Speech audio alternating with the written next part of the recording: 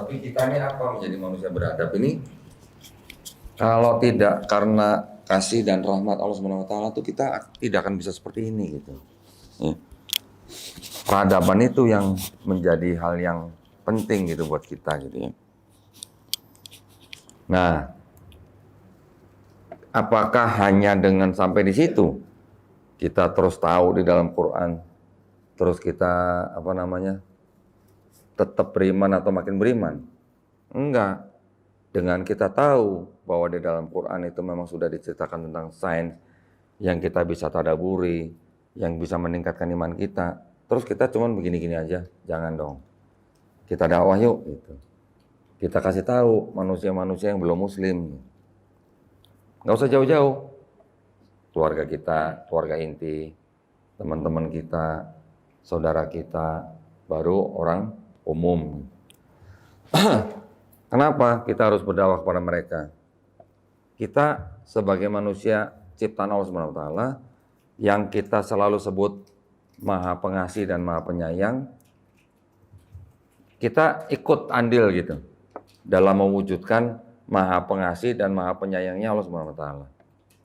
Allah Subhanahu wa taala sudah Maha Pengasih. Pengasih kepada siapa? Kepada semua manusia. Semua manusia adalah ciptaannya, ya kan? Tetapi apakah Allah Subhanahu wa taala menyayangi semua manusia ciptaannya?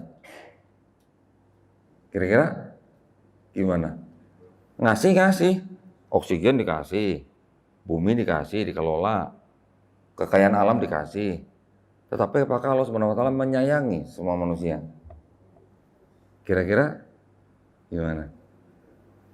Allah Subhanahu wa taala akan menyayangi manusia-manusia seperti kita yang hanya mengesahkan Allah Subhanahu wa taala. Yang tidak mengesahkan, ya nanti dulu. Allah Subhanahu wa taala sudah mengatakan dalam Quran bahwa upah mereka yang tidak mengesahkan Allah Subhanahu wa taala itu upahnya sudah dikasih tahu gitu. Oke. Baik, supaya tidak terlalu melebar, saya lebih fokus kepada sains di dalam Quran ya. Oke, jadi sains apa? Tadi saya katakan Big Bang. Big Bang itu dari awal abad ke-20, manusia, ilmuwan abad ke-20 itu sudah membuat teori.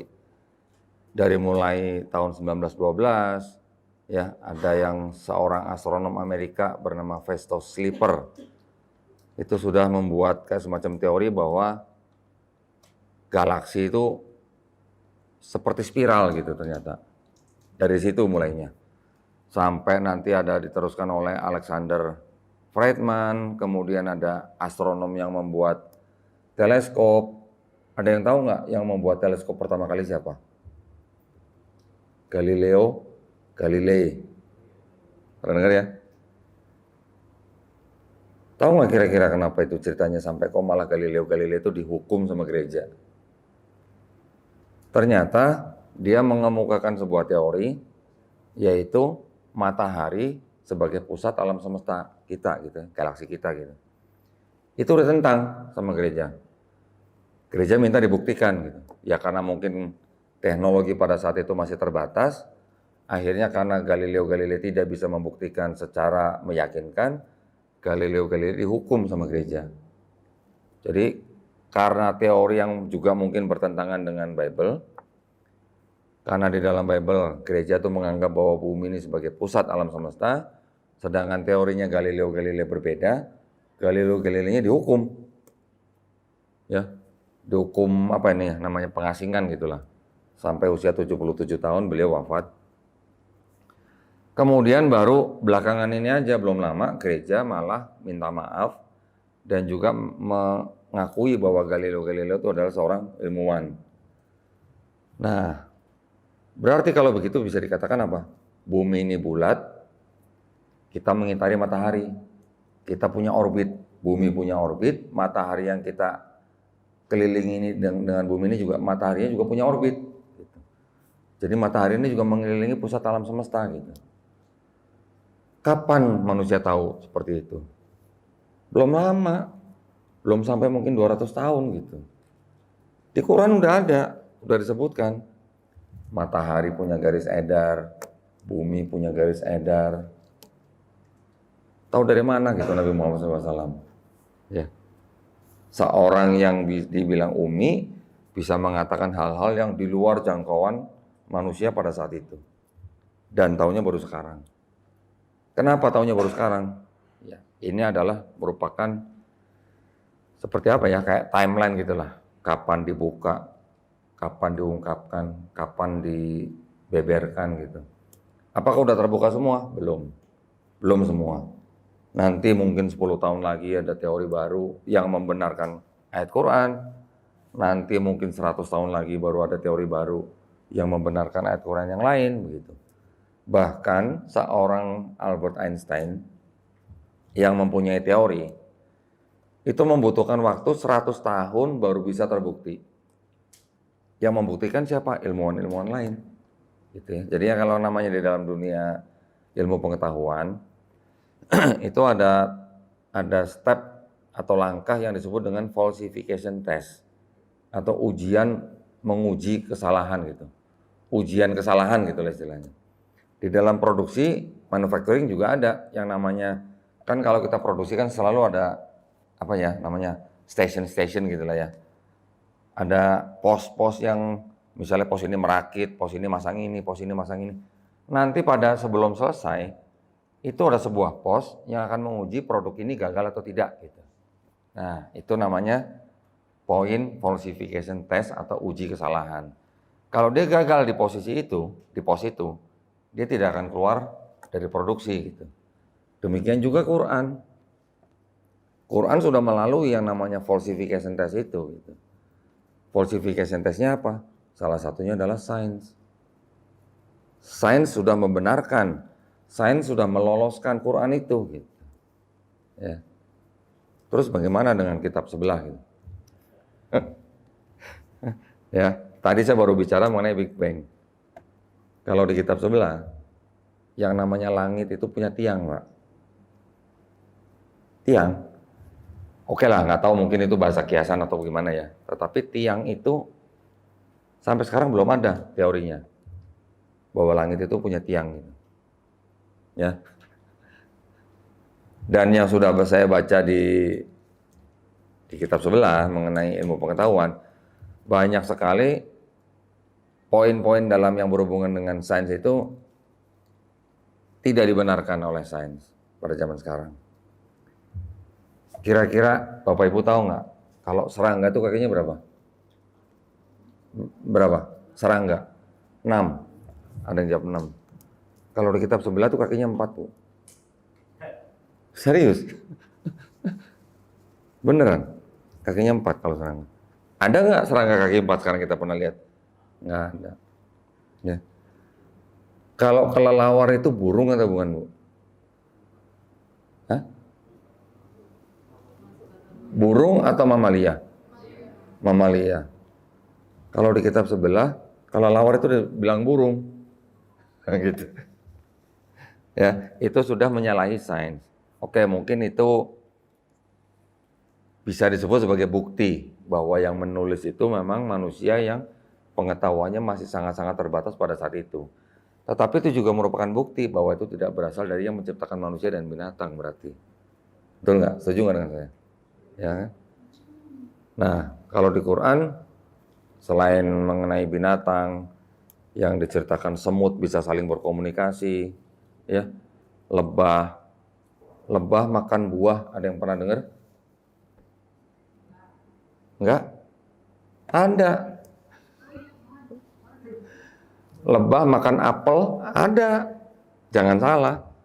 Nah, itu Quran juga sudah menjelaskan gitu ya. Jadi kita sendiri kalau orang zaman sekarang, apalagi kita bukan ilmuwan, terus kita mempelajari itu, oh iya ya, zaman dulu kira-kira di gurun pasir ada pohon apel nggak, Pak? Nggak ada ya, paling banyak kurma gitu lah ya. Kok bisa ngomongin lebah makan buah gitu, dari mana gitu istilahnya. Kok taunya baru sekarang gitu. Ya, banyak sekali, jadi tadi buah, nanti ada gunung.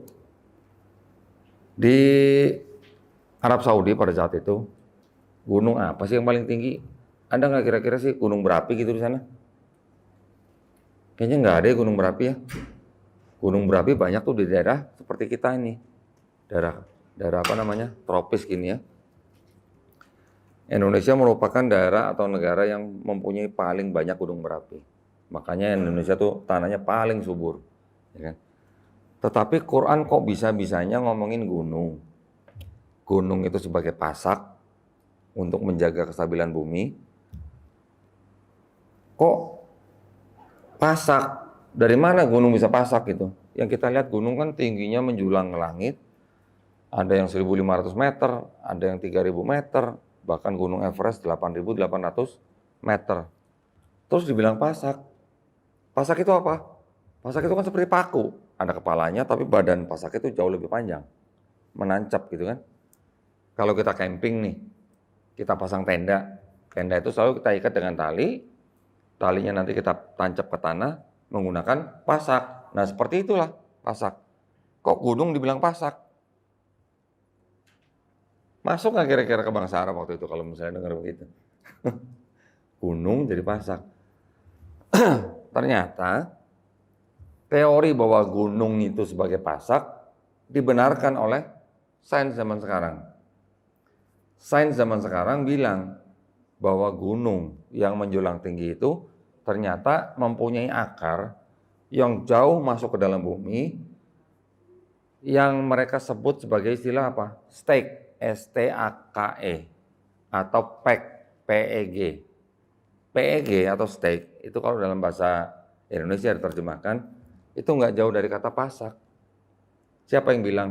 Ada yang namanya ilmuwan-ilmuwan yang apa namanya yang mempelajari geologi ya. Salah satunya adalah Profesor Frank Press. Dia menulis di dalam bukunya berjudul The Earth, Bumi gitu judulnya ya. Di situ dia menjelaskan bahwa gunung itu ternyata mempunyai akar yang jauh masuk ke dalam bumi. Teori itu baru ada setelah ada teori manusia mengetahui bahwa benua-benua yang ada di bumi ini ternyata itu berupa lempengan-lempengan yang disebut dengan lempengan-lempengan apa? Tektonik gitu ya. Kalau lempengan tektonik ini bergeser sedikit aja, kita sudah kena gempa, kita bisa ngerasain tsunami. Bergeser dikit aja begini seperti blek begini. Air masuk laut, begitu dia keluar lagi menjadi tsunami. Kapan kita manusia tahu tuh ada lempengan-lempengan itu? Belum lama. Ternyata kira-kira baru 50-60 tahun yang lalu gitu. Dengan adanya teori lempengan tektonik, baru manusia bisa mengetahui bahwa ternyata yang menyetabilkan lempengan-lempengan itu adalah gunung. Bayangin, Quran sudah menyebutkan 1400 tahun yang lalu dibenarkan oleh sains zaman sekarang gitu ya. Gunung Everest contohnya tingginya 8.800 meter atau 8,8 kilometer gitu ya. Kita buletin lah jadi 9 kilometer lah gitu. Akarnya masuk ke dalam, setelah diteliti ternyata tidak kurang dari 125 kilometer yang masuk ke dalam. Bayangin 125 km dari sini sampai Purwakarta tuh mungkin. Ya udah lewat Purwakarta mungkin. Sini ke Cikampek baru 100 km dalamnya. Bayangin. Ya. Nah, izin saya minum dulu. Ini tadi air saya.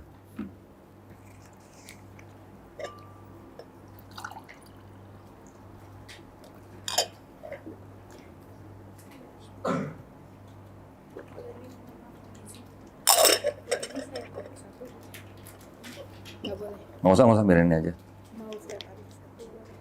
Oh boleh. Nah, bicara mengenai gunung nih, saya jadi teringat di kitab saya yang lama nih, ya. Kalau yang mualaf-mualaf dari Kristen pasti tahu lah. Di kitab sebelah ada cerita mengenai banjir Nuh kan ya. Ya, Quran juga kita tahu ada juga ya. Ada yang tahu nggak bedanya kisah banjir Nabi Nuh di Quran dan di Bible? Ada yang tahu nggak bedanya kira-kira apa? Kalau di Quran itu diceritakan bahwa banjir itu terjadi, tetapi tidak meliputi seluruh bumi. Ya, jadi artinya regional gitu. Regional itu bukan seluruh bumi gitu ya. Tapi kalau di Bible, banjir Nuh itu seluruh bumi. Dibilangnya semua yang bernapas mati aja pokoknya. Air-air itu melampaui gunung-gunung, bahkan tingginya kira-kira 20 hasta di atas gunung yang paling tinggi. Nah, gunung paling tinggi itu apa kita sekarang tahu? Gunung Everest ya, 8.800 meter. Ini masih 20 hasta di atasnya gitu. Satu hasta tuh kira-kira segini nih. Satu hasta nih. Kira-kira 45 cm lah. Anggaplah 50 cm lah. 50 cm kali 20 berapa? 1000 ya berarti ya. 1000 dong ya. 20 kali 50, 1000. 1000 apa? 1000 cm. Berarti 100? Hah? Betul nggak? Kalau 100 cm ke meter berapa? 50 cm kali 20. Hah? Susah amat sih kayaknya ngitungnya. Kita baru ngitung begitu aja susah ya. Hah? Iya kan 50 cm kali 20 kan 1000. Dibagi, kalau ke meter jadi berapa? Kalau 1000 cm? 100. Berarti air itu menutupi bumi 10 meter. Tingginya kira-kira masih 10 meter di atas Gunung Everest gitu. Karena 20 hasta di atas gunung yang paling tinggi. Nah, kira-kira nih, menurut teman-teman, masuk akal nggak? Bumi bisa terendam air begitu tingginya sampai melebihi Gunung Everest gitu. 100 meter di atas Gunung Everest. Masuk akal nggak kira-kira? Hah? Kenapa kira-kira nggak masuk akal?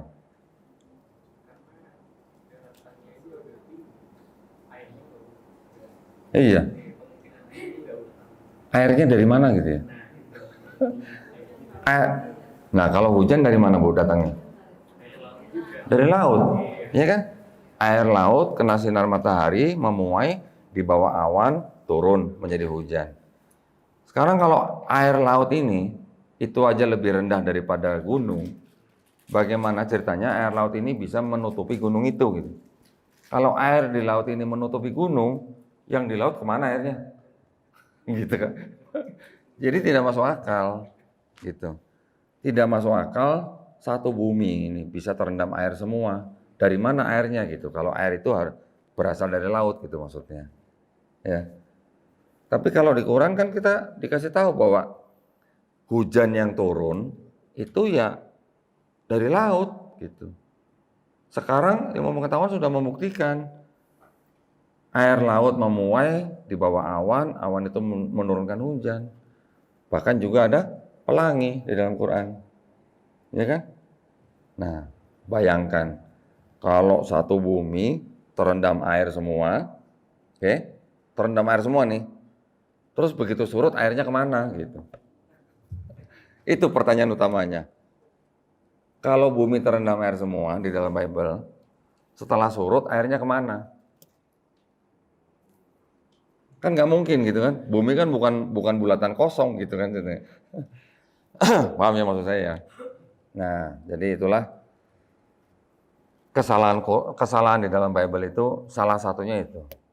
Belum lagi tadi mengenai binatang, belum lagi kita nanti mengenai langit dan segala macam. Tetapi di dalam Quran, kira-kira dari 1000 ayat yang ada di dalam Quran, 80% sudah dikonfirmasi, sudah dibenarkan oleh sains zaman sekarang, gitu ya. Oke, terus kemudian di Quran juga dikatakan di surat Az-Zariyat ayat 47 bahwa langit itu Allah bangun dan Allah luaskan. Maksudnya apa diluaskan? Tadi kan saya mengatakan bahwa apa? Bumi ini kan hanya seperti debu angkasa gitu ya. Tetapi awalnya semua itu adalah alam semesta itu seperti berupa asap gitu. Ternyata alam semesta ini diketahui oleh ilmuwan-ilmuwan itu ternyata tuh memang mengembang gitu. alam semesta yang kita tinggal ini, bumi, planet-planet, matahari, dan galaksi-galaksi yang ada tuh, makin lama makin jauh, makin besar gitu. Dikatakan dalam Quran gitu. Ya. Yang ngomong siapa? Ada yang pernah dengar Profesor Stephen Hawking yang sudah meninggal, yang cacat duduk di atas kursi roda listrik gitu ya. Dia yang mengatakan, apakah dia baca Quran? Kayaknya enggak ya. Dari mana dia ngomong begitu? Dari kemajuan teknologi. Dia bisa melihat dengan mengamati benda-benda langit di angkasa, dia bisa tahu bahwa ternyata benda langit yang diawasi itu makin lama makin apa? Makin jauh. Karena makin jauh, makanya dia bilang alam semesta ini mengembang gitu. Ya. Kemudian ada lagi yang namanya apa? Di Quran juga dikatakan di dalam surat Al-Hadid bahwa besi itu ternyata diturunkan Allah SWT. Diturunkan. Padahal kita tahu kan, selama ini kita menggunakan besi ini, apapun besi yang kita kenal nih, semua kita tahu bahwa besi itu kita ambil dari bawah tanah kan. Tetapi ternyata teknologi atau ilmu pengetahuan zaman sekarang bisa mengatakan bahwa besi-besi yang kita ambil dari bawah tanah itu, ternyata itu bukan besi-besi yang berasal dari bumi. Ternyata besi-besi yang kita eksplorasi dari tanah, yang dari pertambangan itu, ternyata itu besi-besi yang jatuh ke bumi tidak lama setelah bumi itu terbentuk gitu. Jadi besi-besi itu diturunkan dari langit, mungkin dari benda-benda langit, mungkin meteor atau mungkin asteroid gitu ya, yang bukan merupakan bagian asli dari bumi. Itu ternyata di Quran sudah disebutkan, kami turunkan besi supaya apa? Bermanfaat buat manusia. Kapan kira-kira manusia tahu kalau besi itu ternyata tidak berasal dari bumi? Juga belum lama. Badan antariksa seperti NASA gitu memberitahukan belum lama, paling baru 50 tahun yang lalu ya. Mereka bisa ke bulan aja baru tahun 69. Jadi Quran sudah mengatakan besi diturunkan dari langit. Ilmuwan zaman sekarang membenarkan bahwa besi yang ada di bumi yang bisa dieksplorasi oleh manusia ternyata turun dari langit pada saat bumi terbentuk. Dari mana kira-kira Nabi Muhammad SAW tahu gitu? Kalau besi itu ternyata tidak berasal dari bumi, kira-kira. Apakah Nabi Muhammad SAW punya teleskop gitu? Teleskop baru ada abad keberapa gitu ya. Di dalam laut dikatakan apa? Tidak ada cahaya katanya. Kedalaman tertentu ya. Dari mana Nabi Muhammad SAW tahu kalau di dalam laut yang dalam itu tidak ada cahaya? Apakah Nabi pernah menyelam sampai ratusan meter gitu ke laut? Belum ada alat menyelam ya. Di bawah laut ada api, di bawah laut ada sungai. Rasanya buat orang Arab zaman dulu mungkin itu seperti dongeng gitu ya. Gimana ceritanya di dalam laut ada sungai gitu. Nanti kalau ada sungai nanti ada pondok-pondok lagi nanti. Ternyata semuanya itu baru ketahuan juga belum lama. Bagaimana ceritanya Nabi bisa mengetahui hal-hal seperti itu gitu. Kalau bukan dari yang pencipta. Kan gitu ya. Nanti ada lagi. Kita baru tahu bahwa kalau kita mendaki langit, oksigen itu makin lama makin tipis kan? Oke lah, kita ini orang-orang kota wisata nih. Coba kita naik ke gunung yang agak tinggi lah, 1.500 meter lah. Udah mulai ngos-ngosan gitu ya. Naik lagi ke gunung yang lebih tinggi lagi. Mungkin yang 5.000 kaki atau yang 10.000 kaki gitu. Kita udah mulai kesulitan bernapas. Orang-orang Nepal mungkin sudah punya genetik yang berbeda dengan kita. Mereka bisa bernapas di ketinggian kira-kira 15.000 kaki dengan mudah. Kita mungkin sudah sulit gitu. Tetapi manusia tidak akan bisa bernapas atau sulit bernapas kalau sudah ketinggian di atas 25.000 kaki. Kenapa? Karena oksigen sudah makin tipis. Kok bisa gitu di dalam Al-Quran dikatakan bahwa orang yang mendaki langit, dadanya akan sesak dan sempit. Ya, di surat Al-An'am 125. Kira-kira, apakah Nabi Muhammad SAW pernah gitu terbang ke langit itu? Atau mendaki gunung yang saking tingginya, supaya dia terus kemudian dia tahu gitu bahwa dadanya itu sesak dan sempit gitu. Ternyata orang yang pertama kali tahu bahwa semakin tinggi udara, oksigen semakin tipis, itu juga baru diketemukan kira-kira baru abad ke-17 gitu.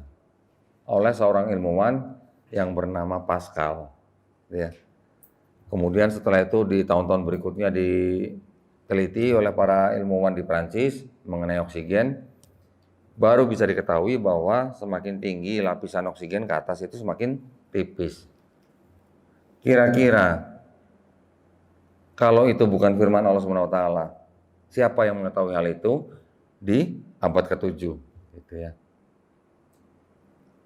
Saya hanya meminta kita sebagai umat Islam zaman sekarang, kita sudah banyak kemudahan, kita sudah punya banyak fasilitas, kita tinggal buka handphone, informasi banyak tersedia.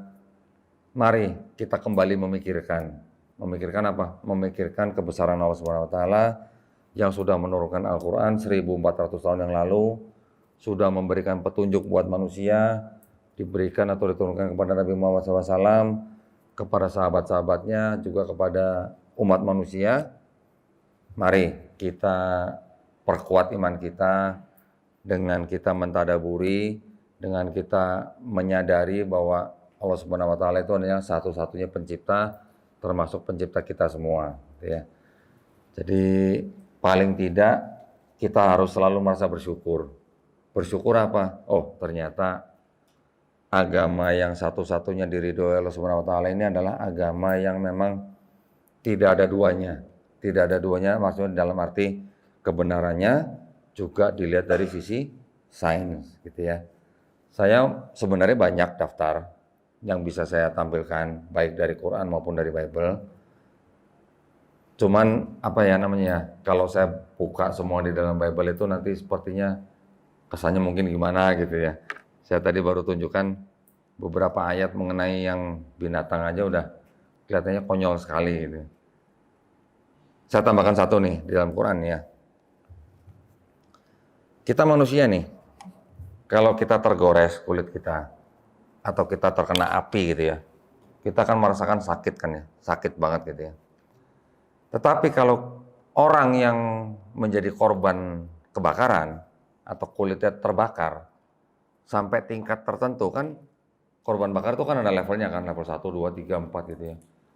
Kalau dia sudah level yang tinggi, level 4 gitu, si orang korban itu malah sudah tidak merasakan sakit di kulitnya. Tapi kalau kayak kita nih sekarang nih, normal nih, kena api sedikit, kita akan langsung merasakan sakit. Kenapa? Karena di bawah kulit kita itu ada yang namanya syaraf-syaraf sebagai reseptor, pen reseptor, penerima apa ya, kayak penerima apa? Rasa sakit gitu. Jadi dia ada di lapisan ketiga tuh yang namanya pen reseptor itu. Di Quran dikatakan bahwa manusia yang dimasukkan ke dalam neraka setelah dia dibakar, diapain? Dibiarin aja atau gimana? Iya, setelah dibakar? Iya, setelah hangus diapain lagi? Ditumbuhkan lagi kulitnya. Iya. Ditumbuhkan lagi kulitnya, diapain lagi? Dibakar lagi. Kayak teh celup gitu. Jadi dibakar, kulit tertumbuhin lagi, dibakar lagi, kulit tertumbuhin, begitu seterusnya. Kenapa harus kulitnya ditumbuhkan lagi gitu? Karena ada pen reseptor itu yang di bawah kulit. Dengan pen reseptor itu manusia merasakan sakit. Gitu. Luar biasa enggak? Di dalam Quran sudah disebutkan. Ada seorang profesor, profesor apa ya kalau dibilang ya, profesor saraf gitu ya, saraf-saraf kulit ya. Dia dari Thailand, kemudian dia mengadakan sebuah seminar, terus dia mengemukakan teorinya bahwa di bawah kulit manusia tuh pen reseptor, di lapis ketiga tuh ada pen reseptor gitu. Wah, sudah memberikan apa namanya, sudah memaparkan dengan begitu hebat. Ternyata ada yang mengatakan dari anggota seminar itu sudah tertulis di Al-Quran gitu, ada gitu. Masuk Islam tuh profesor. Subhanallah. Karena kita dengan membaca Quran yang tadi, yang teh celup itu, baru sadar gitu bahwa ternyata rasa sakit kita tuh ada di bawah kulit. Kalau pen reseptor itu sudah rusak, kita tidak akan merasakan sakit. Ya, beda gitu. Oke, nah yang lain adalah kita sering mendengar juga ya, ini sebenarnya sudah populer karena apa namanya zaman sekarang kan informasi sudah mudah ya diakses ya. Di Quran juga dikatakan ada laut yang tidak bisa bertemu. Kita sering melihat fotonya gitu ya kan? Tetapi pernah nggak kita mikir, kok bisa gitu ya? Kok bisa begitu? Gitu. Yang satu lautnya warna coklat, yang satu lautnya warna biru gitu. Dari mana gitu kok bisa begitu? Ternyata kalau kita lihat pertemuan laut yang tidak bisa bersatu itu ternyata adalah pertemuan antara laut Mediterania. Laut Mediterania itu dari bawahnya Eropa sampai ke mana? Ke Asia Kecil, Turki, kemudian atasnya Palestina sampai atasnya Mesir. Itu disebut dengan Laut Mediterania. Laut Mediterania ini bertemu dengan Laut Pasifik yang di bawahnya nih ya. Kira-kira ada apa di bawah Laut Mediterania ini gitu? Kok dia bisa mengandung zat yang tidak bisa bercampur dengan laut yang Pasifik? Itu yang masih mungkin masih diteliti gitu ya sama ilmuwan itu. Pasti ada zat-zat yang tidak sama dengan yang laut di Pasifik. Pasti. Kalau sama pasti nyatu gitu dong. Ya kan? Sama seperti minyak kalau dicampur dengan air pasti kan dia nggak menyatu. Berarti ada zat yang tidak sama di Laut Mediterania itu dengan laut yang di Pasifik. Gitu. Ya. Terus bagaimana ceritanya Nabi Muhammad SAW tahu gitu bahwa ada laut yang nggak bisa bersatu.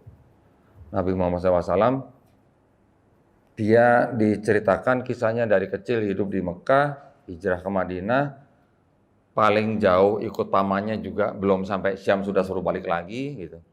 Belum sampai Palestina, belum pernah lihat Laut Mediterania gitu.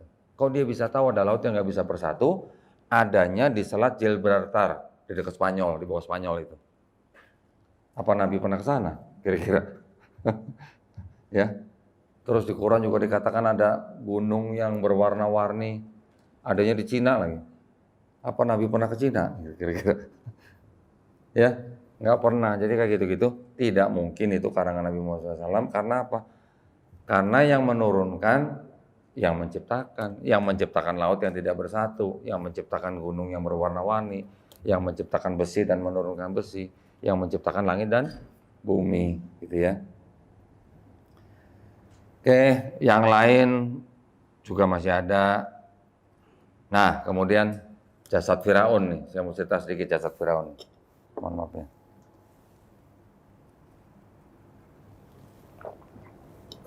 Di Quran dikatakan bahwa Raja Firaun memang ditenggelamkan pada saat mengejar Bani Israel. Tetapi jasadnya diselamatkan. Untuk apa? Untuk menjadi perhatian manusia. Ada seorang profesor, namanya Profesor Maurice Bucaille dari Prancis. Dia seorang ahli bedah.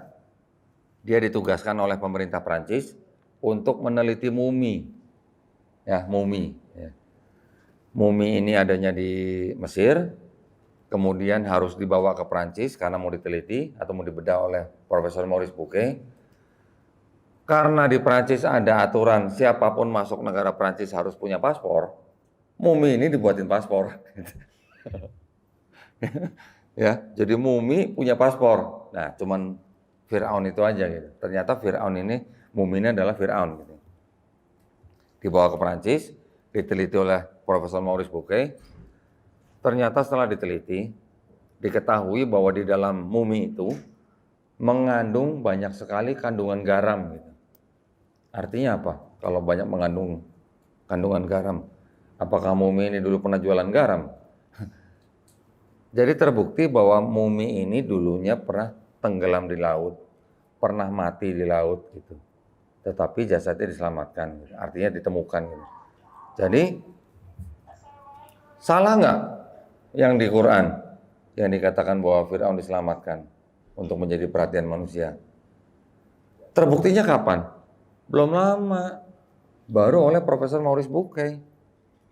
Profesor Maurice Bucaille kemudian dengan penemuan itu, kemudian dia mengetahui ada informasi itu di Quran, diberitahukan juga oleh temannya. Dia kemudian berangkat ke Arab Saudi, belajar bahasa Arab di sana selama 2 tahun. Alhamdulillah dia masuk Islam. Kemudian setelah dia pulang, masih menekuni profesinya, menulis buku dan sebagainya. Salah satunya dia juga meneliti tentang sosok yang disebut dengan namanya Haman. Pernah mendengar di Quran? Sosok Haman? Belum pernah? Haman ini adalah sosok petingginya daripada Firaun.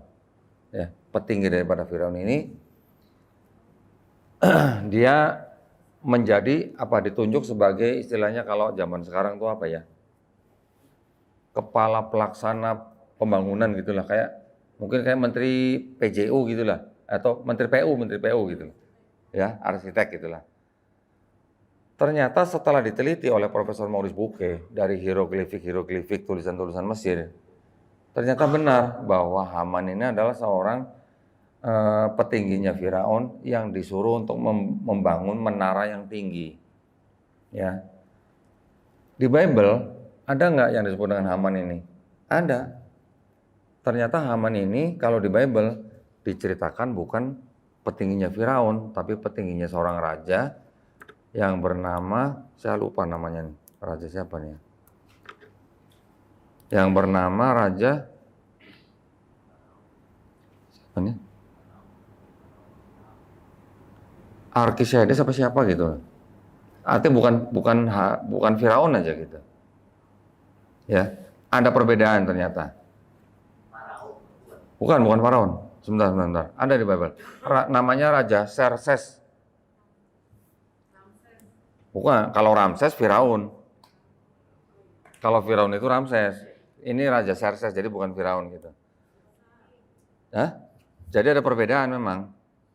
Nah, ternyata kisah mengenai Haman di dalam Bible itu yang adanya di kitab disebut dengan kitab Esther kalau nggak salah ya. Kitab Esther itu ternyata oleh orang-orang Kristen dan orang-orang Yahudi disebut sebagai kitab yang tidak mempunyai nilai historis gitu. Malah diragukan sendiri oleh gereja. Ya. Jadi itulah beberapa daripada keajaiban sains di dalam Quran, termasuk di dalamnya yang sudah diteliti oleh ilmuwan-ilmuwan tadi mengenai Haman. Gitu ya. Quran tidak pernah salah menyebutkan atau memberikan gelar kepada nabi dan manusia-manusia yang diceritakan dalam Quran, termasuk juga mengenai Nabi kita Nabi Ismail alaihissalam dan juga Nabi kita Nabi Ishak alaihissalam yang disebut dengan Nabi yang sabar, disebut dengan Nabi yang soleh, tidak pernah tertukar. Kemudian mengenai Haman yang menjadi petingginya dari Firaun juga tidak pernah salah. Juga pada saat penyebutan raja pada zaman Nabi Yusuf alaihissalam, di Bible pada zaman Yusuf Raja Mesir disebut Firaun. Di Quran, Raja Mesir di zaman Raja Yusuf alaihissalam itu tidak disebut Firaun. Disebutnya apa? Malik, raja. Beda kan? Di Bible disebut Firaun, di Quran disebut Malik. Kira-kira kalau menurut ilmu pengetahuan zaman sekarang, yang benar atau yang salah yang mana kira-kira? Alhamdulillah. Sekali lagi Quran dibenarkan, ya, dibenarkan oleh ilmu pengetahuan. Kalau yang mengenai ilmu-ilmu pengetahuan dibenarkan oleh ilmuwan-ilmuwan, kalau yang mengenai kata Firaun pada zaman Raja Yusuf ini dibenarkan oleh yang namanya Egyptologis atau ahli Mesir kuno, ya. Ahli Mesir kuno mengatakan bahwa sebutan Firaun untuk Raja Mesir itu baru ada di abad ke-16 sebelum Masehi. Artinya apa? Kalau abad ke-16 sebelum Masehi itu berarti baru eranya Nabi Musa alaihissalam. Sebelum Nabi Musa alaihissalam, yaitu pada zaman Yusuf alaihissalam, Raja Mesir itu belum disebut dengan Firaun, tapi disebut dengan apa? Hyksos. Nah, Hyksos ini adalah sebutan untuk penguasa di Mesir, yang memang Hyksos ini bukan asli orang Mesir. Hyksos adalah orang-orang di luar Mesir yang masuk ke dalam Mesir, kemudian menguasai Mesir, disebut pemimpinnya sebagai Hyksos, bukan Fir'aun. Nah, Hyksos ini artinya adalah raja, artinya kurang lebih raja atau pemimpin, penguasa gitu. Di Quran tidak disebut Fir'aun pada zaman Yusuf, disebutnya Malik. Malik itu artinya raja. Gitu. Kok bisa? Gitu. Bible nyebutnya Fir'aun. Bahkan pada zaman Abraham pun Raja Mesir disebut Fir'aun. Yang meminta istrinya Abraham, Sarai. Disebut Fir'aun pada zaman Abraham. Menurut Egyptologis, sebutan Fir'aun baru ada di abad ke-16. Tepatnya kira-kira mulai kurang lebih sekitar tahun 1520 sebelum Masehi. Gimana? Hebat nggak tuh Quran? Ya. Yang membenarkan bukan siapa-siapa, malah manusia sendiri yang membenarkan, malah sains sendiri yang membenarkan. Gitu ya. Alhamdulillah, jadi mungkin itu yang bisa saya sampaikan pada siang hari ini. Mudah-mudahan dari sedikit ya clue di dalam Quran mengenai sains ini bisa menebalkan dan menguatkan iman kita ya sebagai orang Islam.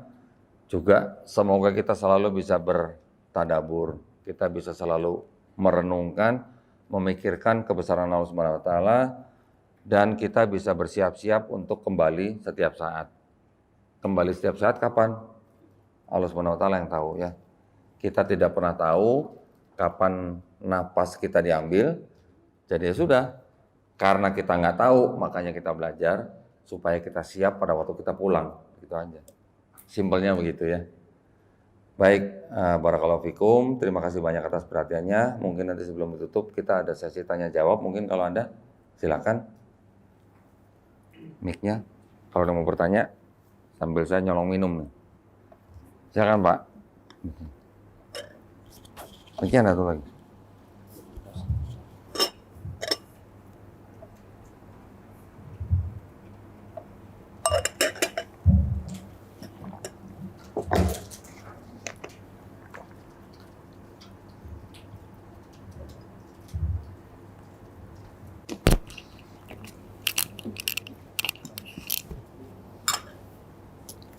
Bismillahirrahmanirrahim. Begini kok, saya mungkin nanya gitu ya. Di Quran kalau ayatnya saya kurang apa? Saya lupa. Tapi bahasanya begini. Kami hamparkan bumi yang seperti dataran gitu. Ya. Kemudian di sains kan yang kita tahu bahwa bumi itu bulat gitu kan. Apalagi menurut NASA kan bumi bulat lah gitu. Nah, ada kan teori dari sains yang sudah ada sekarang ini yang membenarkan bahwa seperti yang Quran bilang gitu bahwa itu datar atau bumi itu hampar lah gitu.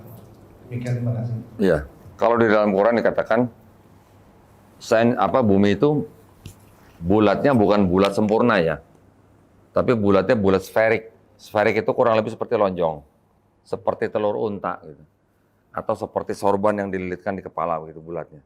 Jadi bukan bulat sempurna gitu, tetapi bulat sferik. Kalau yang dikatakan bahwa di dalam Islam itu nganggapnya bumi itu datar karena dikatakan apa? Dihamparkan. Kalau arti dihamparkan itu memang seolah-olah kesannya memang seperti datar aja gitu. Tetapi ada sebuah percobaan yang saya pernah tonton. Percobaannya gini, Pak. Sekelompok manusia ini membuat sebuah percobaan. Mereka membuat seperti kayak semacam penanda di pantai, ya di pantai. Mereka bikin tanda. Kemudian teman yang lain naik perahu. Perahu ini juga sudah ada tandanya, yang mana sudah dikalibrasi, tandanya itu sudah level, sudah datar gitu Pak. Ya, benar-benar datar sempurna gitu. Kemudian perahu ini jalan di atas air, di laut, semakin lama semakin menjauh. Karena mereka bisa menanda itu dengan mungkin sinar laser atau bagaimana gitu ya. Jadi tidak terganggu oleh udara atau apapun. Jadi mereka yang di pantai itu bisa menandai tanda yang di perahu itu dengan sempurna gitu, dengan tingkat kelevelan yang datar. Tetapi pada saat perahu itu menjauh dari penanda yang di pantai, makin lama tanda yang di perahu itu makin lama dia akan turun Pak, sekian derajat, sekian derajat, sekian derajat gitu. Artinya apa? Yang tadinya datar sempurna begini, setelah dia menjauh, makin lama dia makin turun, makin turun, makin turun. Itu membuktikan apa? Bahwa bumi ini bulat, gitu. Itu teori atau apa percobaan yang saya tahu yang pernah dilakukan begitu. Dan masih banyak yang dilakukan yang membuktikan bahwa bumi ini memang bulat. Gitu. Bulat, tetapi kalau di Quran dikatakan bulat sferik. Tapi saya pernah tanya kepada teman saya ini seorang peneliti juga, jaraknya apa namanya, perbedaan antara bulat sempurna dengan bulat sferik itu, yang di ujung di pinggir di bumi itu hanya puluhan kilometer jaraknya. Jadi bukan yang terlihat benar-benar bulat lonjong seperti itu, bukan. Kalau kita melihat foto ya, foto-foto NASA yang dari luar angkasa yang memotret bumi kan ternyata bulat, gitu kan? Tetapi karena kita manusia yang saking kecilnya dibandingkan dengan bumi, makanya kalau kita melihat tanpa ada halangan apapun, bumi ini seperti datar, gitu. Maksudnya begitu Pak. Ya. Artinya dihamparkan itu apa artinya? Artinya bumi ini dihamparkan ini artinya untuk kita sebagai umat Islam untuk apa namanya melakukan perjalanan untuk berdakwah gitulah, simpelnya begitu. Itu Pak. Mudah-mudahan menjawab pertanyaan Pak ya. Itu sering dipakai itu sama teman-teman yang dari Kristen. Silakan Pak Seng. Itu tuh. Ini pakai ini. Cuma satu ini.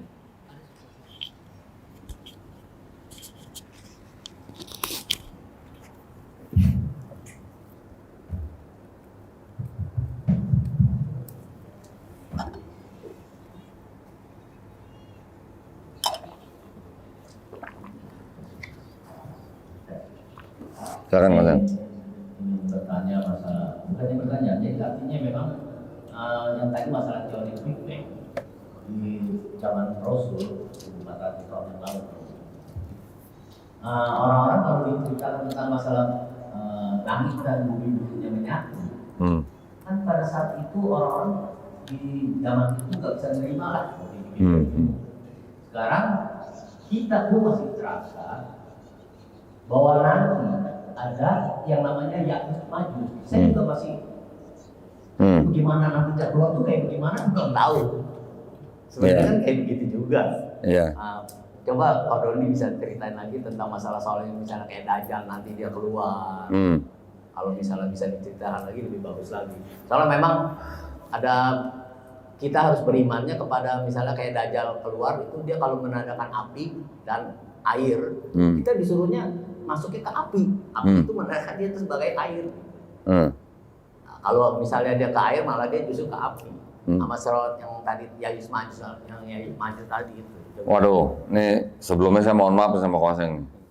Kalau mengenai Ya'juj Ma'juj, mengenai Dajjal gitu ya, itu sebenarnya ada di bidang yang namanya bidang eskatologi, Koseng. Eskatologi itu ilmu yang mempelajari tentang masa depan. Kita kayaknya kalau zaman sekarang kita ini mikir kayaknya nggak nyampe. Iya. Kayak masih zaman dulu juga gitu. Iya, itu nanti juga ada perhitungan-perhitungan lah ya. Kapan umat Islam tuh sampai berapa tahun juga ada gitu.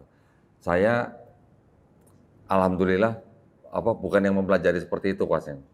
Nah, jadi saya mohon maaf tidak bisa menjawab atau menjelaskan secara detail lah gitu ya. Itu ada bidangnya. Saya nggak berani bicara di sini, takut saya salah gitu. Karena masih banyak ustadz-ustadz lain yang belajar tentang eskatologi itu gitu. Tetapi betul tadi Kwaseng bilang bahwa kita sebagai umat Islam tetap harus waspada terhadap apa yang disebut dengan Dajjal. Ya, Dajjal ini memang banyak sekali penafsiran. Ada yang mengatakan sudah datang, ada yang mengatakan belum nanti akan datang. Itu penafsiran-penafsiran. Tetapi mau sudah datang atau belum datang, yang harus kita perhatikan tuh bukan kapannya. Yang harus kita perhatikan tuh kita siap apa enggak gitu aja. Nah, caranya kita siap atau enggak, ya sudah kita ikutin aja sunnah Rasul, perintah Allah SWT. Kita ikutin itu aja dah gitu. Kita bukan orang yang istilahnya yang bagaimana alim-alim bagaimana gitulah. Kita ini manusia biasa. Iya. Iya, iya, betul. Ada yang menafsirkan bahkan Musa Samiri yang membuat patung berhala pada zaman Nabi Musa alaihissalam mengeluarkan bangsa Israel dari Mesir, itu juga udah disebut cikal bakal Dajjal. Ada yang menafsirkan begitu. Terus nanti pada saat Nabi Isa alaihissalam mau disalib, yang disalib itu ditafsirkan sebagai Yudas Iskariot. Yudas Iskariot itu juga disebut Dajjal. Ada juga yang menafsirkan begitu. Jadi saya takut salah ngomong di sini. Ya, itu bidangnya lain gitu. Mohon maaf, itu bukan bidang saya, Mas. Ya, silakan yang lain.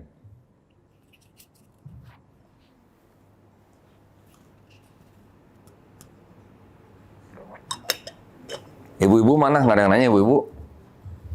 Silakan, Bu. Dari belakang, Rik.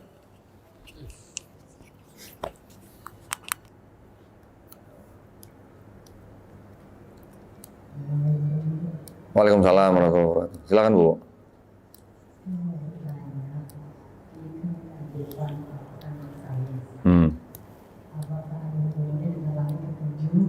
Oh, oke. Dan yang kedua, apakah juga ada hubungannya dengan Allah di atas atas? Apa, Bu? Mohon maaf. Allah di atas atas. Ars. Ars, ya. Datang ars. Oke. Iya. Ya, terima kasih. Iya, baik. Baik, kalau yang disebut dengan 7 langit ya, ini ada 2 hal yang bisa dibicarakan, Bu. Kalau yang disebut dengan 7 langit itu, hal yang pertama itu mengenai 7 lapisan atmosfer. Tetapi juga ada yang membicarakan tentang memang 7 langitnya yang di dalam ciptaan Allah Subhanahu wa taala itu ada 7 langit itu bukan kalau 7 atmosfer itu kan hanya di bumi. Tapi kan bumi ini bagian dari galaksi. Galaksi nanti bagian dari alam semesta gitu kan. Satu alam semesta ini juga bisa dipahami sebagai satu langit gitu. Ya. Berapa besarnya langit pertama? Manusia belum ada yang tahu. Ilmu pengetahuan belum sampai ke situ gitu, Bu. Jadi belum ada manusia yang pernah sampai menyentuh langit pertama itu belum ada. Yang paling jauh manusia amati itu paling baru bisa melihat triliunan atau biliunan galaksi-galaksi yang ada di langit pertama. Langit pertama saja belum bisa diamati semuanya, apalagi langit kedua. Kalau di dalam Islam kan memang dikatakan bahwa Allah menciptakan 7 langit dan Allah bersemayam di atas ars, gitu ya. Tetapi jangan kita manusia mentakwilkan atau menafsirkan bagaimana bentuknya Allah Subhanahu wa taala bersemayam di ars gitu. Itu tidak boleh ditakwilkan, Bu, gitu. Ya, kita memahaminya dengan bahasa kita sebut apa ya? Bersemayam gitu. Tapi bersemayamnya ini juga jangan dibayangkan Allah Subhanahu wa taala seperti manusia gitu. Sama sekali bukan. Lagi pula, kita tidak akan bisa membayangkan karena apa, Bu? Yang dianggap sebagai langit pertama sampai langit ke-7, kemudian nanti di atasnya ada Sidratul Muntaha, baru ada ars. Besarnya seperti apa sih gitu ya? Sedangkan Ibu bisa bayangkan nggak besarnya matahari dibandingkan dengan bumi? Kira-kira seperti apa, Bu, besarnya? Bandingannya matahari, bumi gitu. Matahari ukurannya itu kurang lebih 1,3 juta bumi gitu. Jadi 1.300.000 bumi kalau dikumpulin baru segede matahari gitu. Yang kita kenal gitu. Tetapi matahari kita yang bisa kita lihat nih ya, yang tidak dengan mata telanjang ya. Ternyata itu juga sangat-sangat kecil kalau dibandingkan dengan bintang-bintang di langit yang lain gitu. Maksudnya di langit pertama baru hanya di galaksi pertama, atau mungkin di luar galaksi Bima Sakti, matahari kita tuh nggak ada apa-apanya sama bintang-bintang di sana gitu. Itu yang baru bisa diamati oleh manusia. Oke? Baru bisa diamati oleh manusia ya. Sekarang besarnya langit pertama dibandingkan dengan besarnya langit kedua, kira-kira segede apa sih, Bu? Gitu. Di dalam hadis, besarnya tuh seperti ini, kira-kira nih, Bu. Ini cincin Ibu ya, cincin nih. Saya buang di padang gurun, padang pasir. Nah itu besarnya langit pertama terhadap langit kedua. Besarnya bumi dibandingkan dengan langit pertama juga seperti cincin dibuang di padang pasir. Ini di hadis ya Bu ya, di hadis Sahih ya. Terus langit pertama tambah langit kedua dibandingkan dengan langit ketiga. Langit kedua dan langit pertama itu besarnya hanya seperti cincin dibuang di padang pasir dibandingkan dengan langit ketiga. Begitu seterusnya sampai 7 langit ini dibandingkan dengan ars itu seperti cincin dibuang di padang pasir. Jadi kita di bumi dengan matahari aja kita udah nggak bisa bayangkan besarnya seperti apa. Dengan langit pertama aja kita belum bisa bayangkan gedenya seperti apa. Bagaimana kita bisa membayangkan Allah Subhanahu wa taala yang bersemayam di atas ars gitu. Maksud saya gitu. Di luar daripada bayangan manusia. Di luar daripada yang manusia bisa bayangkan gitu. Ya Bu ya. Jadi kita tidak ada apa-apanya besarnya. Manusia dengan bumi aja kita sudah tidak ada apa-apanya. Bumi dengan matahari aja tidak ada apa-apanya. Matahari dengan bintang aja tidak ada apa-apanya. Bintang dengan langit pertama juga tidak ada apa-apanya. Satu langit dengan langit kedua dan seterusnya sampai langit ketujuh. 7 langit digabungin dengan ars, nggak ada apa-apanya. Bagaimana kita bisa membayangkan kebesaran Allah Subhanahu wa taala gitu. Makanya kalau kita takbir Allahu Akbar, maha besar. Maha besar. Sebesar apa gitu? Nggak bisa kita bayangkan. Karena maha. Maha itu yang hanya bisa kita utarakan atau kita bisa bayangkan, maha yang tidak bisa tercapai oleh bayangan manusia gitu Bu. Ya walau alam. Ada lagi pertanyaan? Silakan Joshua.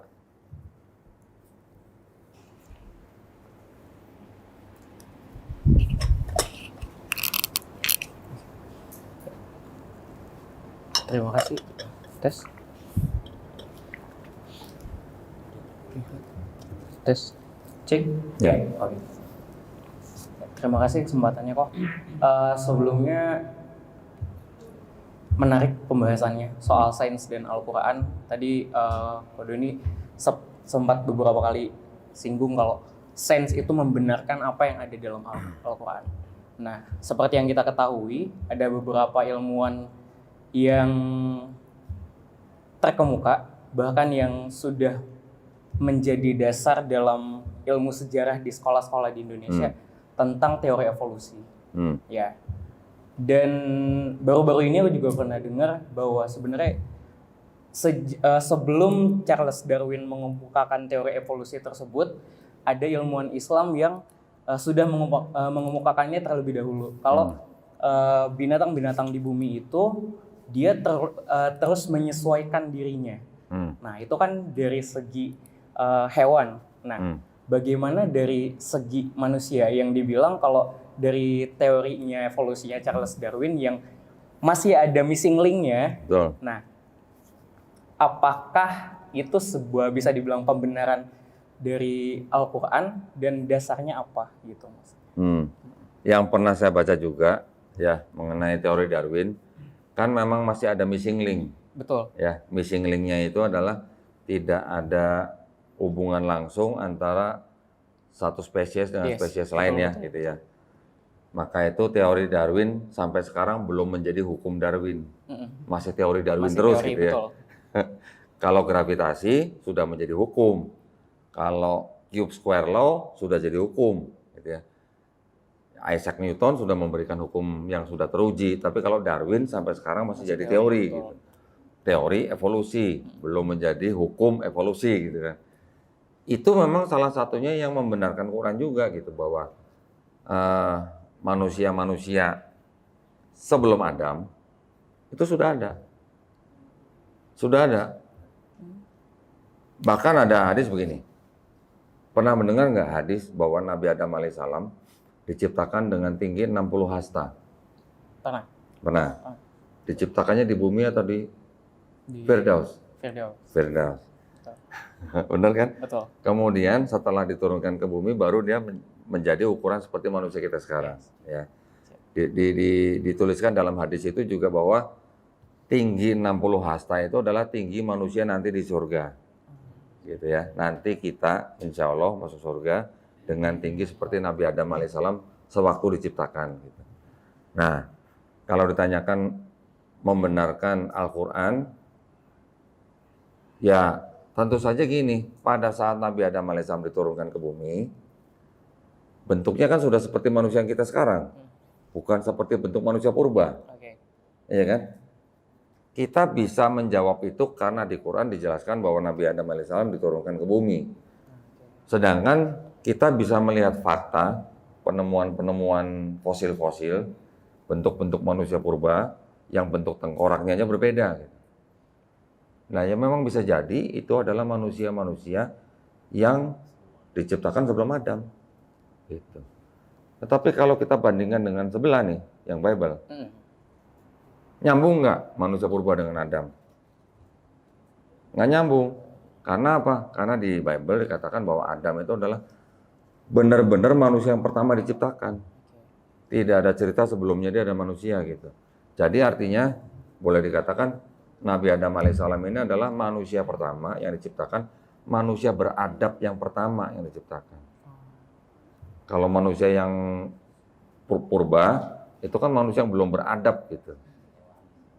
Ya, yang masih menggunakan insting, belum menggunakan akal gitu.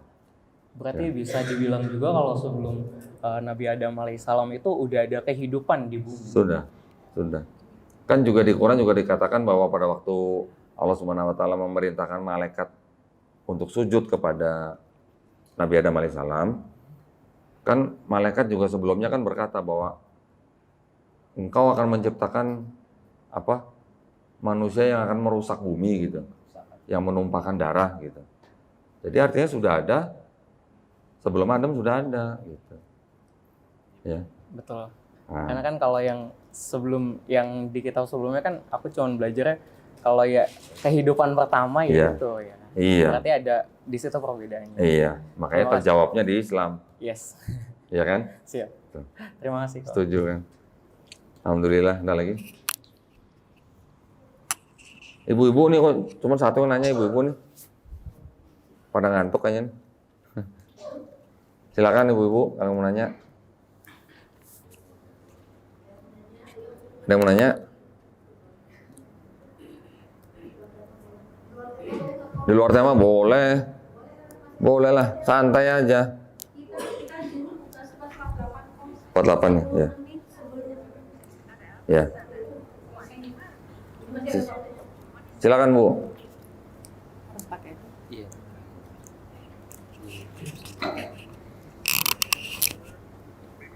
Tapi jangan nanya soal rumah tangga ya Bu ya. Enggak. Masih seputar Ya. agama. Silakan. Assalamualaikum warahmatullahi Waalaikumsalam wabarakatuh. warahmatullahi wabarakatuh. Kok saya pernah nanya ke beberapa teman, cuman saya ingin memastikan lagi. Maaf Bu, suaranya kurang jelas. Boleh agak dekat Bu? Halo? Dah? Ya, agak dekat Oke. Bu. Saya ingin tanya, sudah pernah nanya sih ke beberapa teman ya, karena kan takutnya mau memastikan lagi nih kok. Kan ini di luar dari tema ya kok ya. Iya, nggak apa-apa. Kita kan mengenal ada kitab Zabur, Taurat, Injil, dan terakhir Al-Quran. Nah yang mau saya tanya, kalau Al-Quran udah pasti yang membawakannya Nabi Muhammad, Injil Nabi Isa, Taurat Nabi Musa. Yang saya mau tanya di Zabur. Nabi Daud alaihissalam. Oh Nabi Daud ya. Tapi semuanya itu dalam kitab itu semua mengajarkan agama Islam atau bagaimana Ko Dendi? Udah, pertanyaannya itu. Itu aja. Kita harus bedakan yang namanya akidah dan syariat ya Bu ya. Akidah dan syariat. Akidah itu apa? Akidah itu teologi lah. Kepercayaan dan keyakinan gitu lah. Kalau syariat itu apa? Hukum. Hukum-hukum. Ya. Allah Subhanahu wa taala menurunkan Taurat, Zabur, Injil kepada nabi dan rasulnya kepada siapa, Bu? Kepada siapa, Bu? Taurat, Zabur, Injil. Kepada semua manusia atau kepada bangsa tertentu? Bangsa Israel, ya kan? Dijanjikan untuk dijaga nggak, Bu?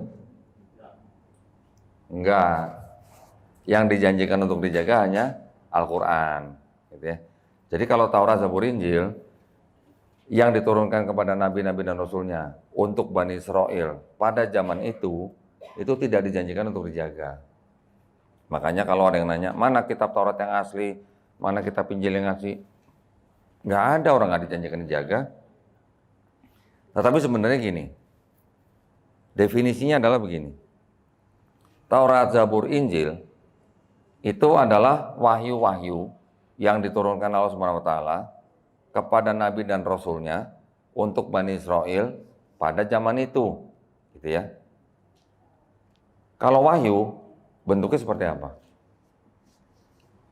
Apa berbentuk buku yang jatuh dari langit? Omongan. Jadi wahyu itu sudah masuk dalam kolbunya Nabi. Nabi ngomong yang dia terima dari Allah SWT. Itulah bentuk wahyu yang disampaikan kepada umatnya. Kalau kata kitab sendiri, kata kitab di dalam Al-Quran, banyak sekali kan kata kitab kan. Itu tidak semuanya artinya harus berbentuk buku atau gulungan gitu. Kitab di dalam bahasa Arab itu artinya bisa suhuf yang dibukukan atau wahyu yang dituliskan.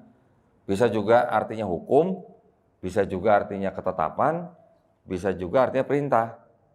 Nah, jadi Taurat, Zabur, Injil sebagai wahyu, terus kemudian kita lihat ada Bible-nya orang Yahudi, ada Bible-nya orang Kristen. Apakah itu yang dimaksud Taurat, Zabur, Injil dalam Quran? Ini harus kita hati-hati nih, Bu. Hati-hatinya apa? Di dalam kitabnya orang Yahudi, mereka juga sebut ada Taurat atau Taurat. Di dalam kitabnya orang Kristen juga ada sebutan Taurat, ada sebutan Mazmur, ada sebutan Injil. Yang Yahudi tadi Taurat dan Zabur, kalau yang di Kristen Taurat, Zabur, Injil gitu. Apakah Taurat, Zabur, Injil yang dimaksud dalam Quran itu yang itu? Bible-nya Yahudi sama Bible-nya Kristen? Ada yang bisa mastiin? Ada yang bisa mastiin nggak? Itu bukan yang dimaksud Quran. Hah?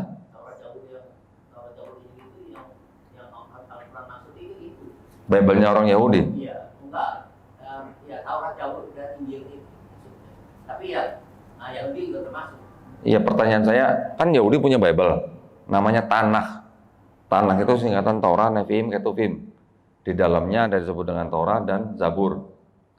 Kemudian orang Kristen menggunakan kitabnya orang Yahudi, diterjemahkan ke bahasa Yunani, kemudian dijadikan perjanjian lama, ditambah dengan perjanjian baru, itulah Bible-nya orang Kristen. Gitu.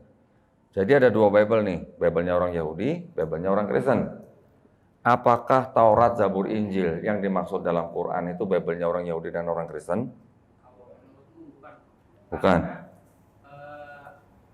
Sudah nggak ada keasliannya. Seperti yang tadi Ko Doni bilang, kosakata setiap bahasa itu beda-beda. Nah, pasti dari diterjemahkan dari misal dari bahasa. Kalau yang di Alkitab bahasa Indonesia kan itu diterjemahkan dari salah satu kitab juga yang terjemahan juga. Yeah. Kemungkinan itu udah keasliannya udah nggak 100%, bahkan 80% pun. Oke. Kalau Yosua melihatnya dari sisi bahasanya ya. Tapi sebenarnya saya bisa buktikan bahwa Bible-nya orang Yahudi dan Bible-nya orang Kristen itu bukan Taurat, Zabur, Injil yang dimaksud dalam Quran. Saya bisa pastikan itu. Kenapa? Karena ternyata Bible-nya Yahudi dan Bible-nya Kristen itu bukan ditulis oleh Nabi Musa alaihissalam, tidak ditulis oleh Nabi Daud alaihissalam, dan juga tidak ditulis oleh Nabi Isa alaihissalam. Itu poinnya. Apakah Matius, Markus, Lukas, Yohanes yang nulis Yesus? Apakah Mazmur yang nulis Daud? Apakah Pentatakh yang menulis Musa? Orang ada cerita begini, setelah itu Musa mati dan dikuburkan di mana gitu. Emang bisa gitu orang mati menuliskan kematian sendiri gitu? Kan gak bisa kan? Apakah mungkin Yesus menulis, oh Yesus disalibkan, mati, bangkit hari ketiga gitu kan? Gak mungkin. Jadi itu yang menulis adalah orang lain. Jadi kalau yang menulis orang lain, berarti orang yang menulis itu bukan orang yang menerima wahyu itu. Setuju nggak? Gitu Bu. Ya. Jadi kita sebagai umat Islam memandang Bible-nya Yahudi dan Bible-nya Kristen ini, kita juga tidak harus menolak 100%, tidak. Tetapi kita juga tidak boleh menerima 100%. Sama seperti Nabi Muhammad SAW melarang sahabatnya Umar bin Khattab radhiyallahu anhu untuk menerima Taurat 100% dan juga menolak 100%. Artinya apa? Artinya di dalam kitabnya mereka, kitab orang Yahudi dan Kristen itu, masih ada sisa-sisa kebenaran itu masih ada. Contohnya apa? Yang saya paling tahu itu syahadatnya orang Yahudi, Bu. Ya, orang Yahudi juga syahadat. Shema Israel, Adonai Eloheinu, Adonai Ehad. Begitu syahadat mereka. Azannya juga begitu. Mereka juga ada azan. Di Israel sana ada azan begitu. Pakai trompet tanduk dari tanduk binatang yang panjang. Juga begitu, mereka meneriakan Shema Israel, Adonai Eloheinu, Adonai Ehad. Artinya apa? Dengarlah hai bangsa Israel, Allah Tuhan kita itu Esa. Kurang lebih seperti itu. Betul? Gitu. Itu masih bisa diterima oleh kita sebagai umat Islam, bahwa mereka juga bertauhid gitu, Bu. Nah, tetapi pada saat di Kristen, udah beda lagi. Mereka bilang Tuhannya Esa. Tapi, nah ada tapinya gitu kan. Tapi bisa bermanifestasi dalam 3 pribadi. Itu yang aliran Trinitarian. Nanti ada aliran lagi Unitarian, Yesus bukan Tuhan. Nanti ada aliran lagi, aliran Jesus only atau oneness. Juga bilangnya Yesus itu Bapa, Bapa itu Yesus gitu. Nah, jadi kita yang di umat Islam nih harus benar-benar berhati-hati pada saat kita berdialog atau berkomunikasi dengan teman-teman dari Kristen. Kita jangan menganggap Bible-nya mereka adalah Taurat yang disebut di dalam Quran. Tetapi kita juga jangan menolak semuanya apa yang mereka katakan gitu. Masih ada benernya gitu. Karena Yesus diceritakan di dalam 4 Gospel mengulang apa perkataan Nabi Musa di dalam kitab Keluaran. Shema Israel tadi, Shema Israel, Adonai Eloheinu, Adonai Ehad. Diceritakan Yesus mengulang apa yang dikatakan di Ulangan 6 ayat 4. Ya, Ulangan 6 ayat 4. Jadi kita juga melihat bahwa Yesus sebenarnya itu meneruskan agamanya Nabi Musa alaihissalam kan. Nah, tadi saya bilang sama Ibu, tolong dibedakan bedanya akidah sama syariat. Jadi sebenarnya kalau Ibu tadi bertanya apakah yang diajarkan itu agama Islam, ya bisa dikatakan begitu. Ajarannya tetap ajaran agama Islam, tetapi syariatnya belum syariat yang mengikuti Nabi Muhammad SAW. Syariatnya syariat masing-masing Nabi yang menerima. Nabi Musa dengan syariat Taurat, Nabi Daud dengan syariat Zabur, Nabi Isa dengan syariat Injil. Gitu ya Bu ya. Tetapi secara akidah keyakinan teologi dari Nabi Muhammad SAW sampai Nabi Adam alaihissalam, semua akidahnya sama. Akidahnya apa? La ilaha illallah. Gitu ya Bu ya. Mudah-mudahan menjawab pertanyaan Bu. Udah habis? Nah, ya. Baik, kalau gitu kita tutup dengan doa kafaratul majelis. Subhanakallahumma wa bihamdika asyhadu an la ilaha illa anta astaghfiruka wa atubu ilaik.